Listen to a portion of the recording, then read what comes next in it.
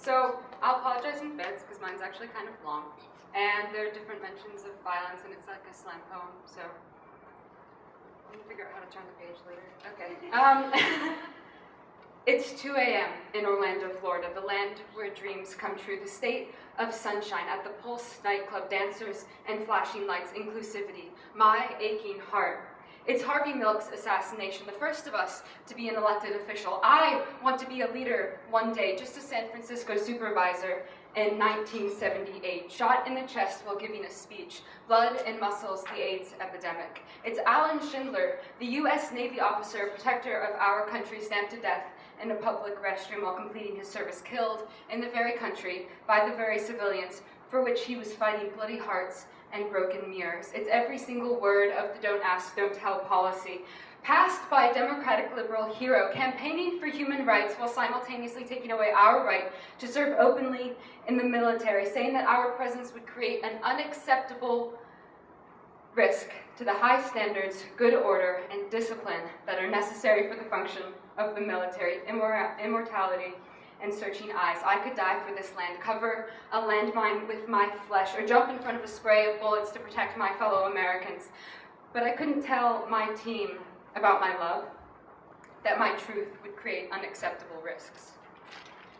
It's a man that told the court he was a Christian soldier working for my Lord after he killed 6 people in the year 2000, only to later say that he wished he could have killed more. My own Lord is loving. It's the fact that I love God. I am a spiritual being who does community service and smiles at strangers on the street. Yet this all-loving figure apparently wants me to suffer and burn in the fiery chasms of hell. It's Terry Ann Summers, a 51-year-old trans woman and activist that was shot and killed in her own front lawn doing the gardening. But her death never went to court. It wasn't even investigated because the police said it couldn't have been a hate crime. A hate crime. A crime born out of the love child of ignorance and fear. It's 2 men murdering Sakaya Gunn, a 15-year-old lesbian, at a bus stop and then never being charged for murder because apparently it was only aggravated manslaughter, which is defined as recklessly causing the death of another human being. Even though he stabbed her in the chest multiple times, he did care about the consequences. It was not reckless. He wanted her heart to stop bleeding. And this man in court said that this 15-year-old girl walked into his knife, taking a beating heart in your hands and squeezing it until it's silenced. It's every hate word you can think of, every Westboro Baptist protest, every time you say, I'm sinful. It's gay victims of the Holocaust during World War II having the highest death rate in concentration camps, but do we ever hear about them? Did you even know about them? Above a 60% death rate, a pink triangle stitched above your heart, extermination through labor, torture, 2 medical experiments, and torn out fingernails. But it wasn't until 70 years later that this was even recognized. And the first large-scale memorial for these forgotten souls was built in 2014. It's the fact that the phrase gay panic can be used as a legal defense in court, saying that you stripped another human being of life or disrespected them so deeply and were so full of cruelty as to assault them because their love disturbed you so greatly. And it can be used as an excuse for murder in 49 out of 50 states, including our own. Court cases with justice unserved, and history can be rewritten if a conservative group pays you enough. It's one man saying to the United Nations Security Council that in my society, being gay means death. It's a man whose name I will not speak because he's already silenced my voice enough and I will not give him more of my words. A man who morphed a loving religion into pits of hate and evil, pledging his allegiance to the Islamic State, who stormed that very first gay club in Orlando, Florida, the land where dreams come true, the state of sunshine. Turn pages. And shot and killed 49 innocent civilians, the largest mass killing in America since 9/11. Blank eyes and tear stains do something. It's the fact that there even has to be a Wikipedia page called History of Violence Against the LGBT Community in the United States, a historical page to which is still being added today, a page that instills such horror in my mind because what if I'm mixed?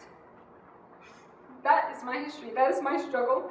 Those are the things I think about every day. I cried on June 12, 2016, a date that will forever live in infamy, at least in my mind, though maybe not in the government's. I held my friends close, but myself closer, because there's always this lingering fear that they might turn on me, that they might join the crowd because they can never understand. You can never understand my love being cursed and shamed by religious groups that advocate for compassion, or that nerve-rattling fear of those simple 3 words, I am gay. Sorry, Dad, I know I haven't told you any of this yet, but I guess it's just time to know. I'm not confused. I'm not confused. I have never been confused. Not about me, at least. What I have been confused about, though, is why do you hate us so much? Why do you hate my love, my compassion, my hand-holding and midnight kisses, soft skin against my warm and good, my white dress walking down the aisle, wonderful children, and a shining smile? I just want to be happy. What is so scary about my happiness? And yes, heterosexual cis teenagers, I hear you calling your friends gay slurs in the hallway when you're angry at them, taking my identity and morphing it into something evil to be wielded as a weapon.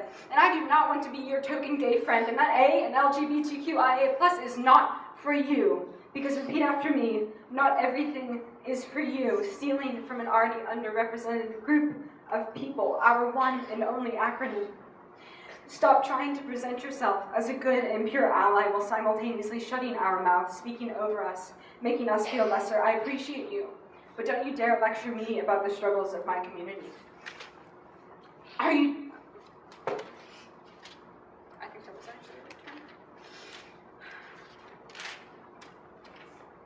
Stop telling me about how much you want a lesbian Disney princess while getting uncomfortable when I touch you.